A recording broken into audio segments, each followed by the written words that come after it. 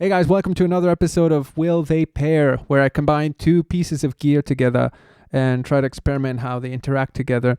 So in this episode, I've got the System 100 Model 101, which is a vintage Roland analog monophonic synth.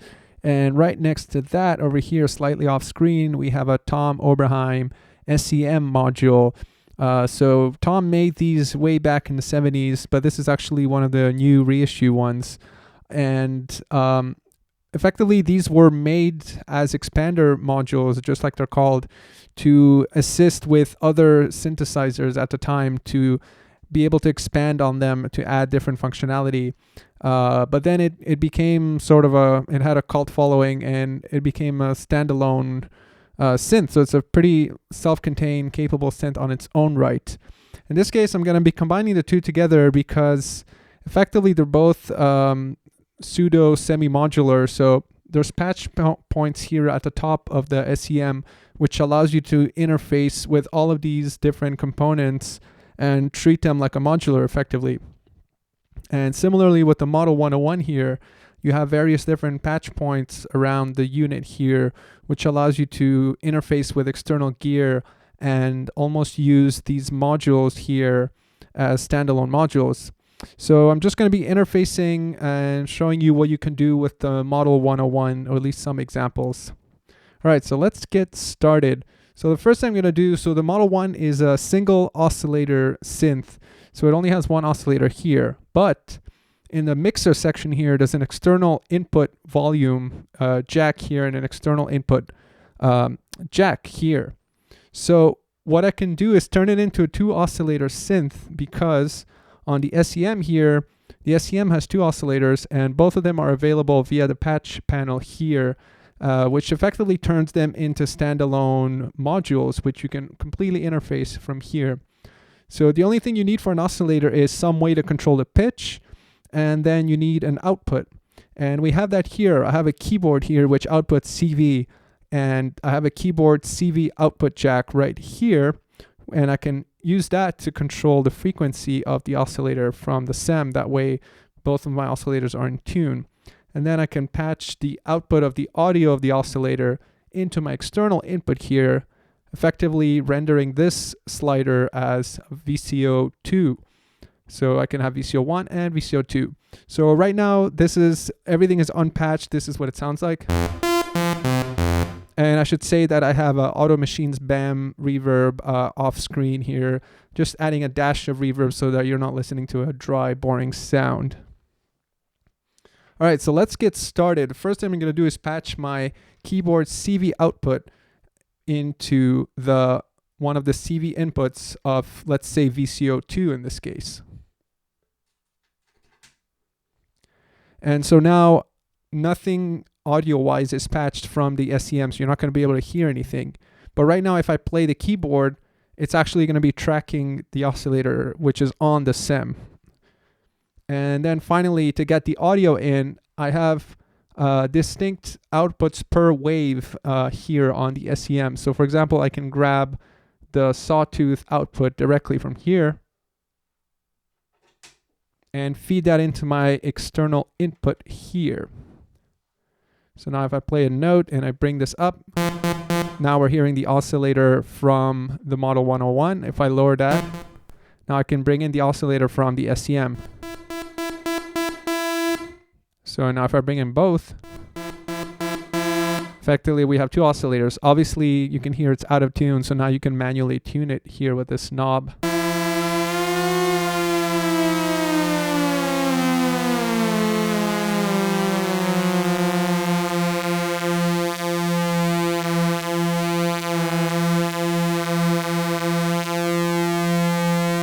And now I have two oscillators.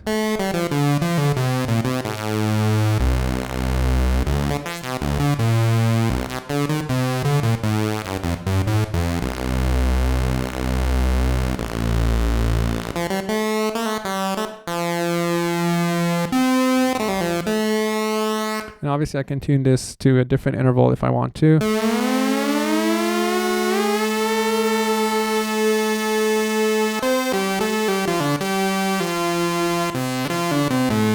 And control the volume.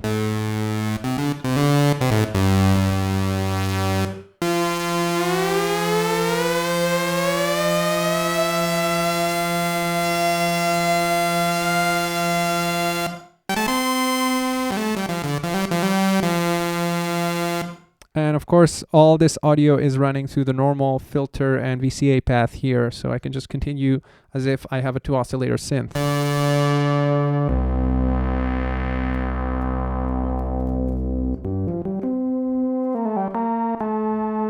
So this would be without the SEM, and then bringing it in.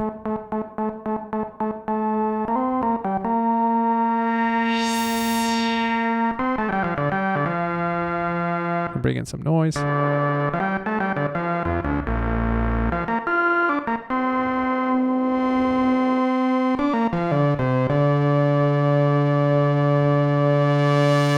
of course I can lower the oscillator here, the M101.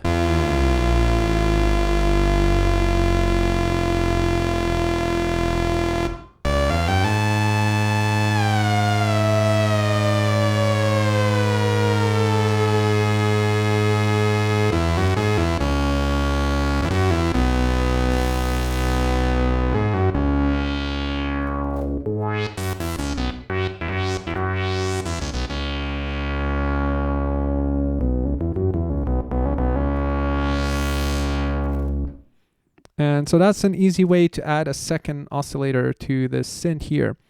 Another thing I'm going to demo, which is kind of interesting of this synth, is its ADSR section here, the envelope generator, is fully modularized via these jacks here. So you have an external gate input, so you can use an external gate to trigger the envelope here. Then you have an output of the envelope signal as well, which you can use to modulate other things. And then here, what's cool is that you have an external envelope input. So effectively, you can bypass this envelope and use another synth envelope to use as the internal envelope on the 101. So let's just do that for fun. So on the SEM here, you have 2 envelopes available here, which are ADS envelopes, and the D sort of shares decay and release. And you have trigger and output here. So what I'm going to do is use one of the envelopes of the SEM as the envelope. I'm basically going to be replacing this envelope with this envelope and just using that for this in here. So let's see what that's like.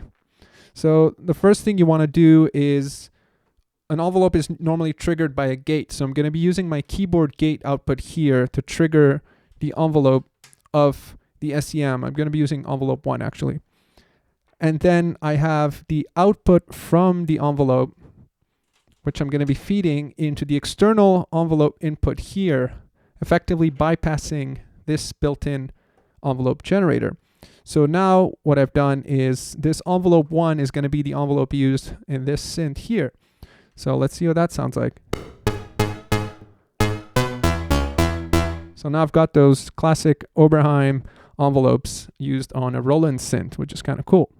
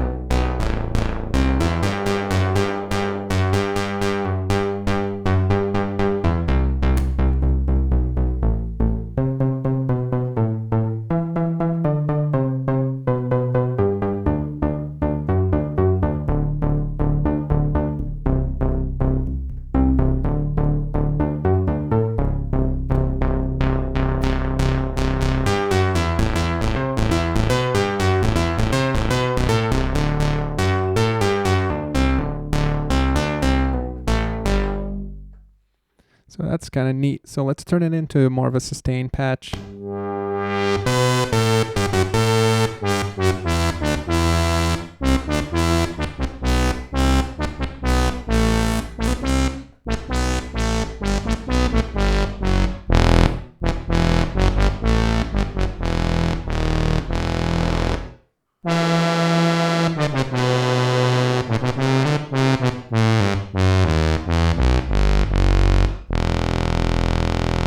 And so I've lowered the oscillator from the SEM.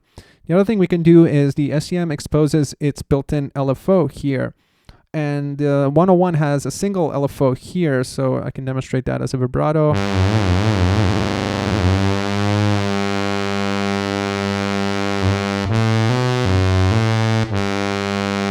So for example, let's say you wanted a second LFO. So let's say I wanted a slow LFO for my pitch control here.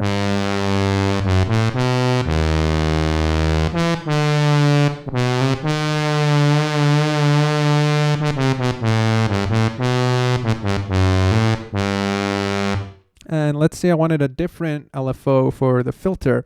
Well, here, if I just use the built-in one, I only have a single one, so I would have to share it. But I can patch the LFO from the SEM here into the external control input here of the filter and switch it from built-in LFO to use the external signal. And then I have this slider here, which controls the amount of modulation to the filter. So now if I bring this up, what you're hearing now is the LFO from the SEM controlling the filter of the 101.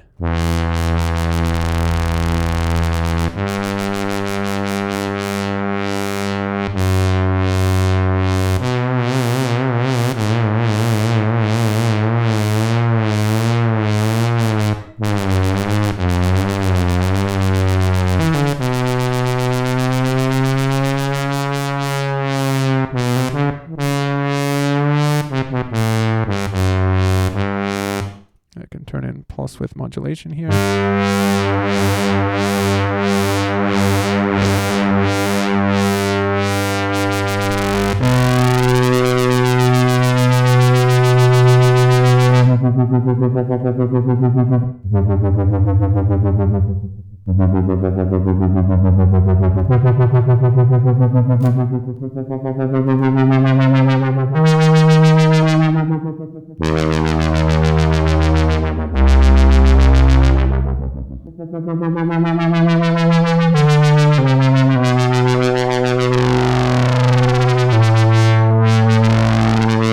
So what this allows me to do is I have my steady slow LFO controlling the pulse width modulation here, but then I can use change the rate of the LFO of the filter independently of that one. I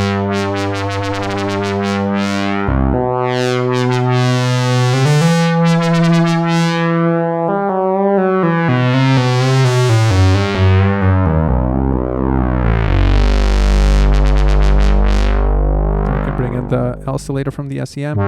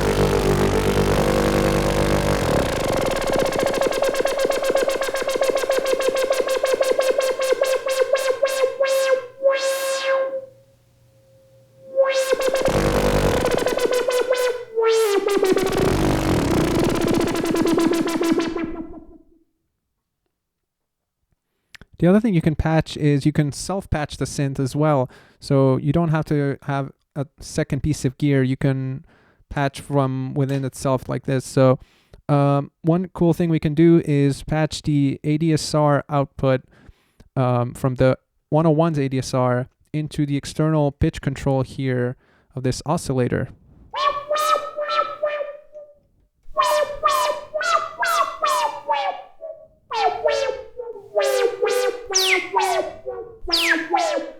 So now effectively my envelope here is controlling the pitch of the oscillator in the 101, which gives me this weird effect.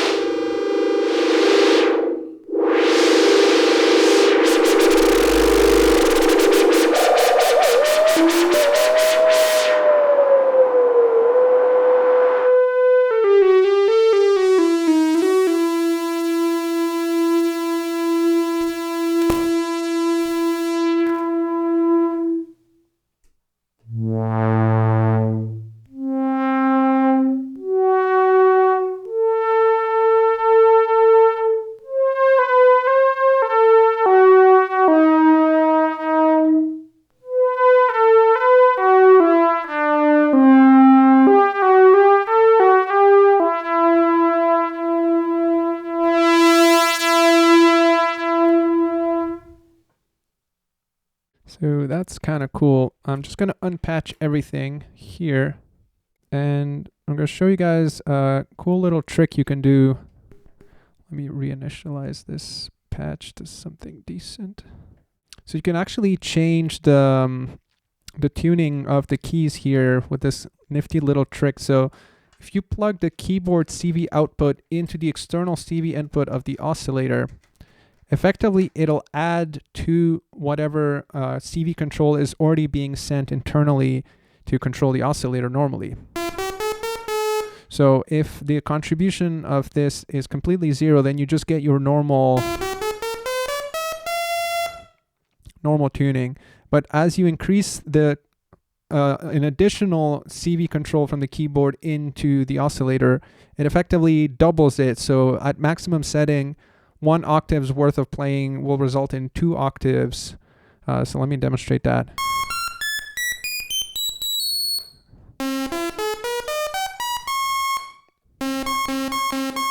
So as you can hear, a single physical octave on the keyboard now represents 2 audible octaves. So effectively, we've changed the tuning of the keys here. And obviously, right now, we're only adding to the CV range. So if you put it at 0, then you get your normal octave, and then you can add. But there's also a way to reduce it so that a physical octave's worth gives you less than an octave's worth of audible frequency range, if that makes sense. And the way to do that is another trick where effectively you insert a patch cable in the back of the synth in the keyboard CV input, and as soon as you plug that in, it denormalizes the connection and effectively removes the CV control of the keyboard to the oscillator, the built-in one, if that makes sense, leaving you only with the control from this range here, effectively reducing this range back from 0 instead of from where the keyboard would have placed it. That sounded really confusing. Let me just demonstrate by plugging this into the CV keyboard input in the back here. All right, so I have a cable running in the back in the CV input, and the other side is not connected to anything. All you have to do is just plug it in, and that'll remove the built-in connection. So now we've effectively removed the built-in keyboard contribution to the oscillator. So now with this completely down, effectively we get no keyboard control. So now what this means is that this control is reset to 0. So if I add this, it'll add keyboard control to the oscillator. But this time we're starting from 0. So if I play octaves, and if you bring it all the way to 10, you're back to normal. So we're effectively sort of simulating what is happening under the hood anyways in this case, because I denormalized the connection in the back, and then I've recreated that connection here and put a maximum contribution of the keyboard CV to the oscillator, so we're back to normal. But what this allows you to do is now you can go down in range. So now if I play an octave, you're not actually going to get a full audible octave. So effectively, we've changed the tunings of the different notes, which is cool for some international music have different scales than the Western scale.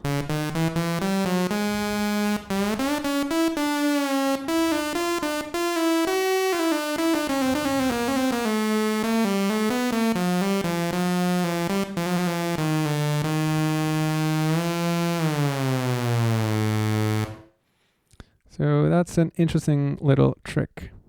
So the other thing we can self-patch here is we have an ADSR output, which is by default assigned to some of these parameters like the VCA and the VCF, but it's not assigned to the VCO. So I sort of demonstrated this while I had the SEM plugged in, but I'll re-demonstrate with this alone. It will make it easier to see. So effectively, you can take your ADSR output and connect it to the external input of the VCO and then bring up that contribution, which means that this envelope generator will now control the pitch of the oscillator. And if I turn this more into like a plucky sound, you'll hear it better. So you can get these kind of laser sound effects.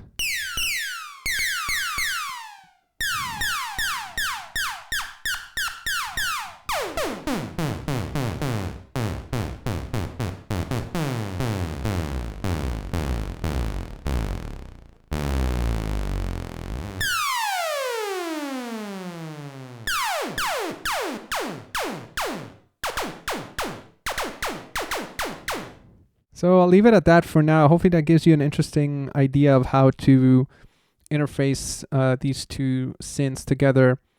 Obviously, you can go the other way around. So right now I've been using this as my primary audio source and using the SEM as just adding extra modulation via the LFO and its envelope, and also adding a second oscillator here. But you can also you do it the other way around. You can use the SEM as its own audio source, and the SEM also has an external audio input.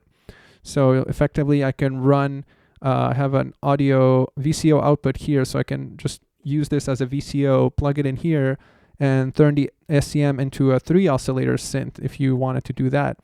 That's possible as well.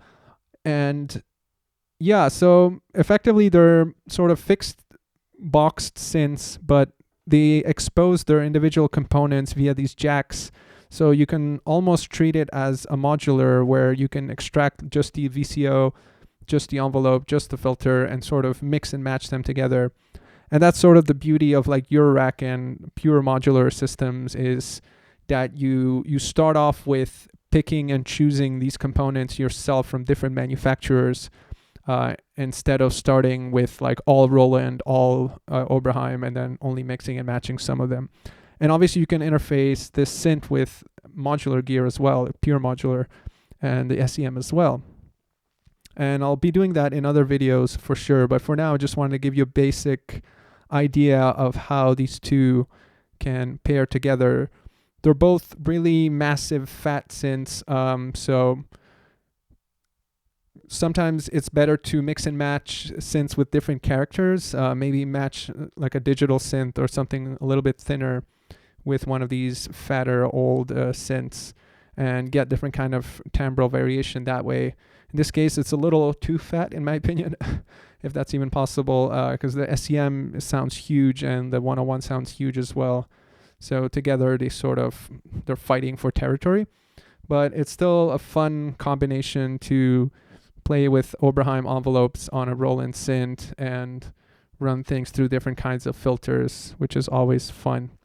All right, hopefully this was entertaining. If you want to see more videos like this, as well as tutorials and anything to do with synths really, or gear in general, music in general, feel free to like this video and subscribe so that you're notified when new videos come out. And I'll see you guys in the next one.